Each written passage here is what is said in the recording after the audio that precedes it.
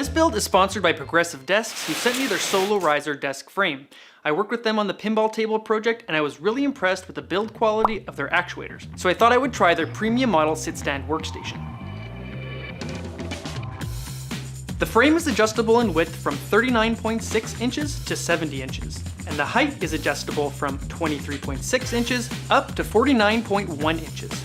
So the frame weighs 65 pounds, but it can lift up to 270 pounds with its dual motors. I've estimated that the parts I'll be adding to this build will be about 130 pounds, so the lifting power of this desk is more than adequate for my needs. The Solo Ryzer did not struggle at all while lifting my weight, which speaks to the quality of the motors in use.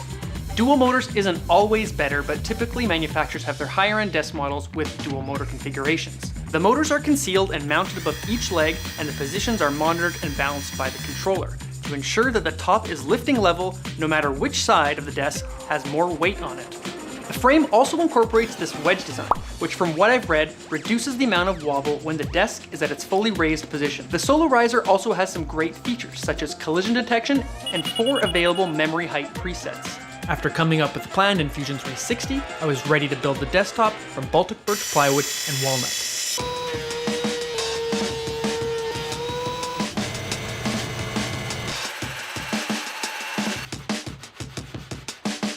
All of the pieces for the wooden frame are aligned using this amazing Jessam doweling jig before being glued together.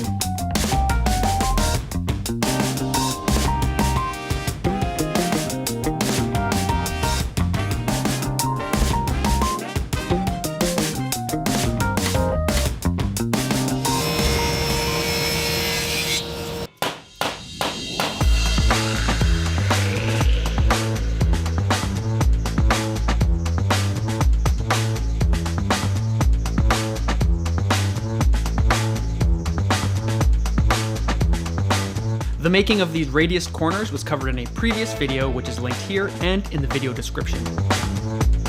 Sealing the corners with black silicone will make sure we don't have any leaks in the future when we go to pour the epoxy.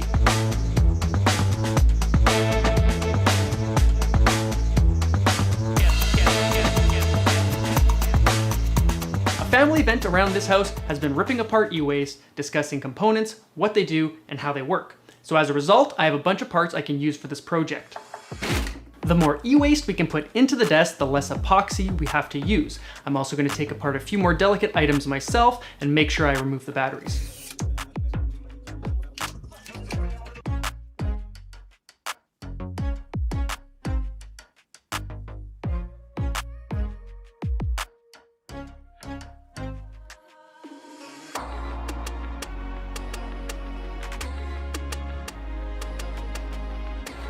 While preparing the electronics, I had to remove all of the labels and the leftover adhesives. And in some cases, like this original Nintendo motherboard, I had to modify the height so that it would sit below the epoxy line.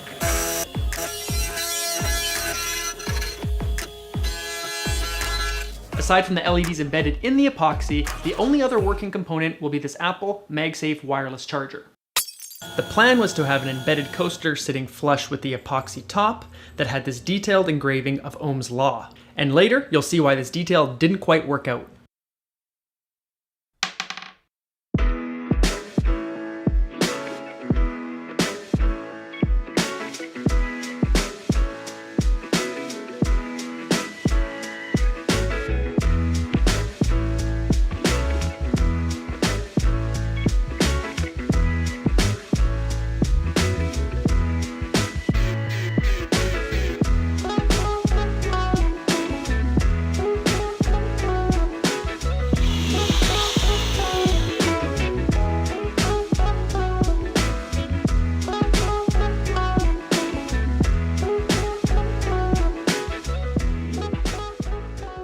wanted to pour the clear epoxy in one go, but I came up about 1 gallon short with the epoxy kit that I ordered. I have more epoxy on the way, it should be here tomorrow, but the longer that the epoxy sets, there's a good chance that I may have to sand in between coats. With this project, that would be a nightmare.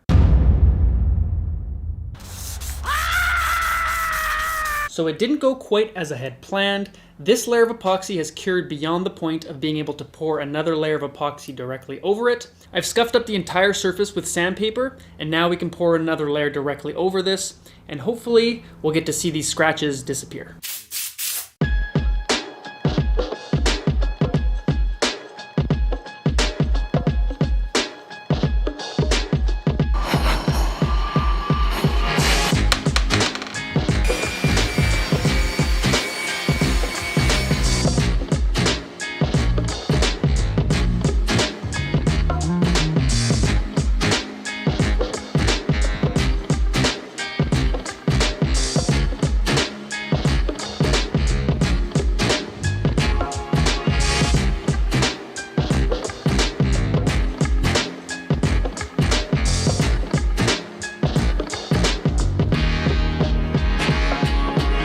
In order to get a nice flush and level surface, I had to sand right through the detail on the coaster, but it still looks pretty cool.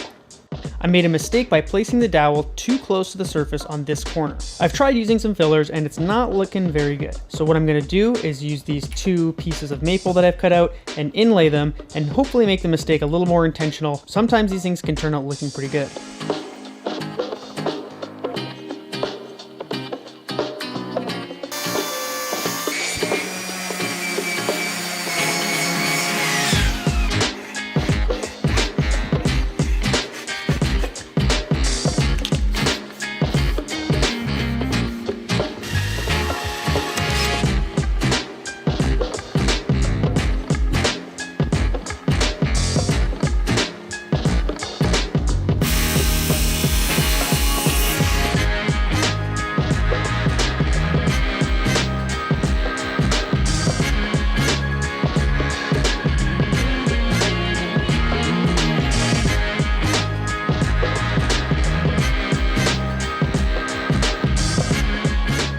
Shout out to Matt Eastley, who does an excellent video on how to hand cut dovetails. After doing a practice joint on my own, I think I'm ready to do it on the real thing.